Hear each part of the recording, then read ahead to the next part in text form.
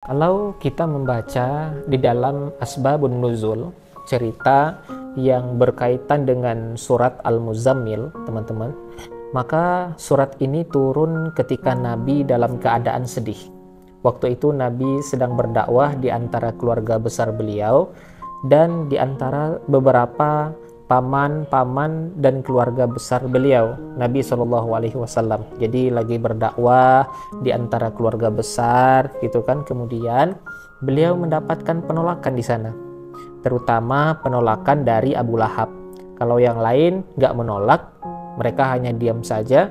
Tapi kalau Abu Lahab ini menolak dengan kasar kepada Nabi, menolak dengan marah, agak-agak sedikit kasar, menghina, mencela gitu kepada Nabi, sampai ngata-ngatain Nabi, engkau itu anak yatim, kamu harus tahu diri, kamu itu siapa yang selama ini membesarkan kamu gitu, kami adalah paman-paman kamu, seandainya kamu mau mengajarkan kami, nah kami lebih tahu daripada kamu, karena kami lebih tua, lebih banyak pengalaman, kami semuanya kan.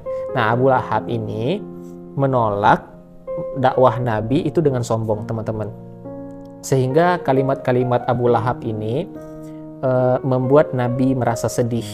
Setelah Nabi berdakwah kepada keluarganya, itu Nabi juga berdakwah kepada tetangganya, berdakwah kepada beberapa orang yang beliau kenal, kemudian kepada masyarakat yang ada di kota Mekah, dan sebagian besar dari mereka itu menolak Nabi.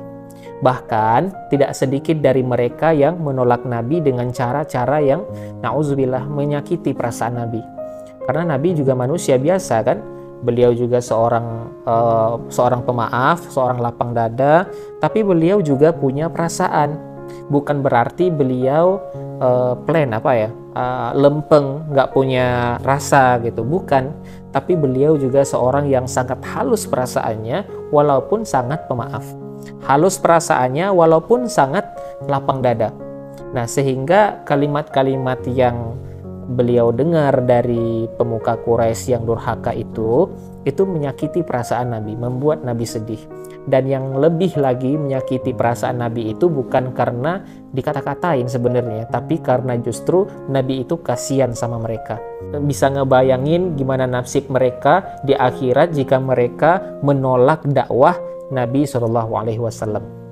Nah, sehingga dalam keadaan yang seharian Nabi lelah berdakwah, keliling ke sana kemari ditolak, ketuk pintu rumah nggak dibukain sama orang, datang ke sebuah tempat yang kerumunan orang diusir. Nah, Nabi diperlakukan seperti orang yang hina, seperti orang gila, semua menjauh dari Nabi.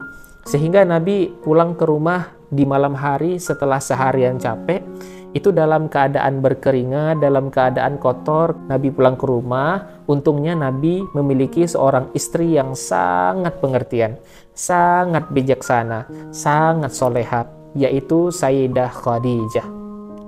Nabi pulang ke rumah, dibukain pintu rumahnya oleh Sayyidah Khadijah, dan Khadijah paham betul bagaimana keadaan Nabi ketika itu. Sehingga ketika Nabi sampai di rumah, Khadijah ini mempersiapkan kebutuhan Nabi, makan malamnya, kemudian Nabi mandi dulu biar seger pikirannya. Setelah mandi Nabi makan. Setelah itu Nabi bercerita kepada Khadijah, hari ini aku keliling tapi diusir, Khadijah begini, Khadijah begitu. Nabi curhat kepada Khadijah. Khadijah itu tahu betul keluh kesah Nabi dalam perjalanan, dalam perjuangan dakwah yang sangat luar biasa. Khadijah tahu betul perjuangan yang gak mudah di sana. Dan Khadijah mencoba untuk menghibur Nabi semampu Khadijah. Jangan sedih, wahai kekasih Allah. Sesungguhnya Allah gak akan mengecewakan engkau.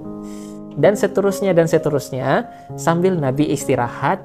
Lalu setelah semakin larut malam, Nabi pun tidur bersama dengan Khadijah. Dalam keadaan masih ada rasa yang berat di hati beliau. Kalau Nabi capek secara fisik, maka Nabi bisa istirahat dengan makan, mandi, kemudian tidur, teman-teman. Nah, itu cara istirahat dari lelah fisik.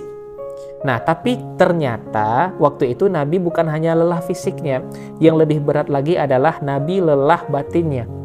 Ini buat kita semuanya, semua kita pasti merasakan lelah batinnya. Kalau lelah fisik, itu kita tahu obatnya kan?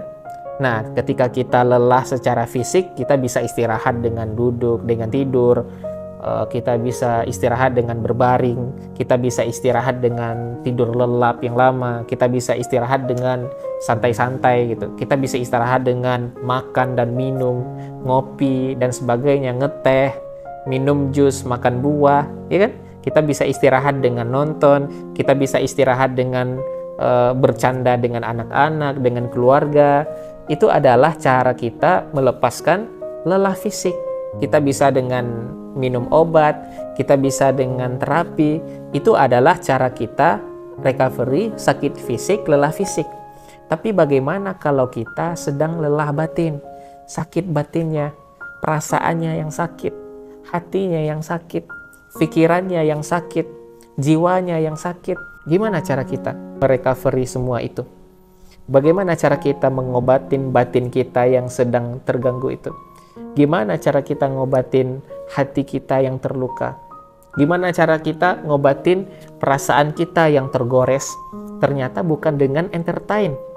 Cara ngobatin jiwa kita, cara ngobatin hati kita adalah dengan zikrullah, mengingat Allah.